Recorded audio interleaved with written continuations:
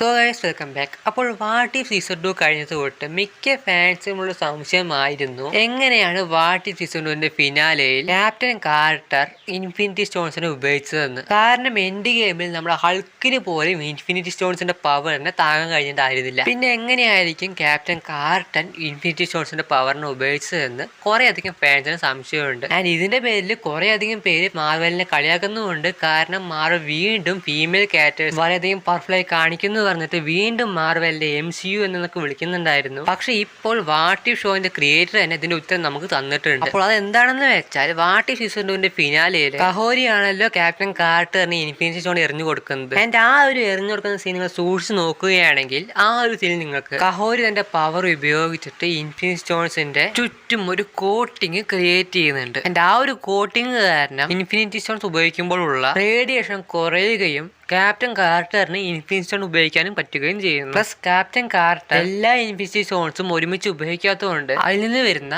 Radiation കുറയുകയും ഇത് captain കാർട്ടറിനെ infinity ഉപയോഗിക്കാൻ എളുപ്പമാക്കുകയും ചെയ്യുമെന്നാണ് വാട്ട് ഇഫ് സീരീസിന്റെ ക്രിയേറ്റർ പറഞ്ഞിരിക്കുന്നത്. പറഞ്ഞുകൊണ്ട് നമ്മുടെ ഇന്നത്തെ വീഡിയോ ഇത്ര മാത്രമേ ഉള്ളൂ. അപ്പോൾ വീഡിയോ ഇഷ്ടപ്പെട്ട വീഡിയോ ലൈക്ക് ചെയ്യാനും ചാനൽ സബ്സ്ക്രൈബ് ചെയ്യാനും മറക്കണ്ട.